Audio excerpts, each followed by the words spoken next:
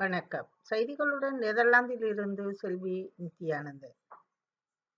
யாழ்ப்பாணம் பருத்தித்துறை பொன்னாலை வீதியை புனரமைக்க கோரி வல்வெட்டித்துறையில் உண்ணாவிரத போராட்டம் நேற்றைய தினம் ஆரம்பிக்கப்பட்டிருந்தது. மொரட்டுவை இந்திபெத்த பிரதேசத்தில் உள்ள வீடொன்றில் மனைவியை கூறிய ஆயுதத்தால் தாக்கி காயப்படுத்திய கணவன் தவறான முடிவை எடுத்து உயிரை மாய்த்து கொண்டுள்ளதாக நகர் காவலர் தெரிவித்துள்ளனர்.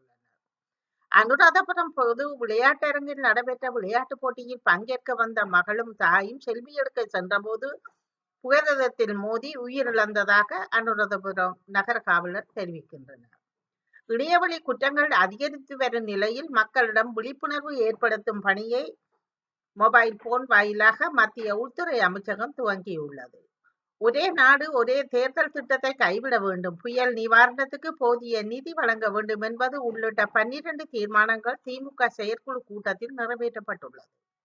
வங்கக்கடலில் உருவான ஆழ்ந்த காற்றழுத்த தாழ்வு மண்டலம் வலுவிழந்த இந்நிலையில் மீண்டும் தமிழகம் நோக்கி திரும்ப வாய்ப்பு உள்ளது என சென்னை வானிலை ஆய்வு மையம் தெரிவித்துள்ளது.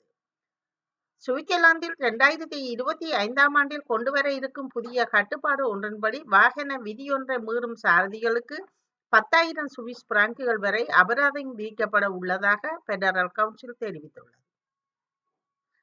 ஹமாஸுடனான இஸ்ரேல் போரானது தீவிரமடைந்து காணப்படுகின்றது. இஸ்ரேலுக்கும் ஹமாஸுக்கும் இடையில் காசா போர் நிறுத்தம் மற்றும் பணைய கைதிகளை விடுவிப்பதற்கான பேச்சுவார்த்தை சுமார் 90% நிறைவடைந்துள்ளது. நைஜீரியாவில் 3 தனித்தனி கூட்ட நெரிசலில் 67 பேர் பலியாகி உள்ளதாக தெரிய வந்துள்ளது. நைஜீரியாவில் சில நாட்களுக்குள் நிகழ்ந்த தொடர்ச்சியான பயங்கரமான கூட்ட நெரிசல்களில் உயிரிழந்து இருப்பது மிக பெரிய துயரத்தை ஏற்படுத்தி இருக்கின்றது. சமீபத்திய சம்பவம் கிறிஸ்துமஸ் தினத்தை முன்னிட்டு இலவச உணவு வழங்கல் நிகழ்ச்சியின் போது ஏற்பட்ட கூட்ட நெரிசலில் ஏற்பட்டிருக்கின்றது. 4 குழந்தைகள் உட்பட 32 பேரும் உயிரிழந்திருக்கின்றனர்.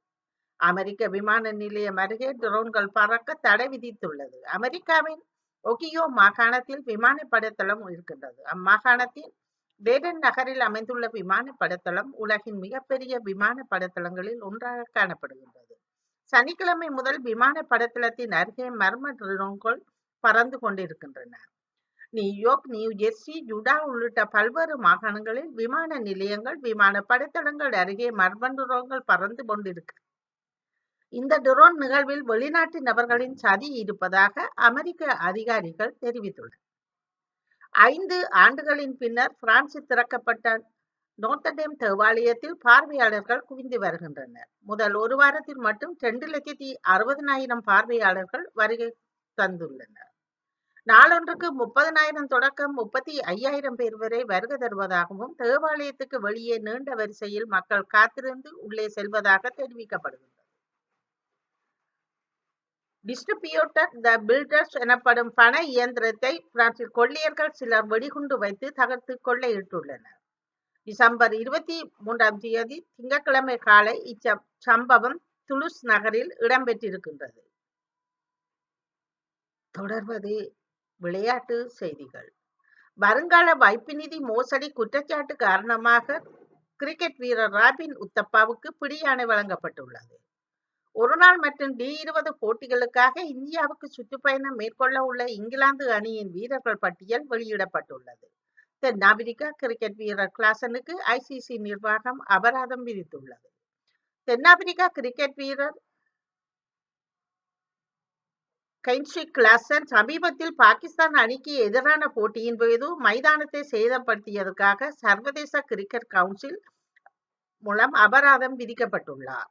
இத்துடன் செய்திகள் நிறைவடைகின்றன. நன்றி, வணக்கம்.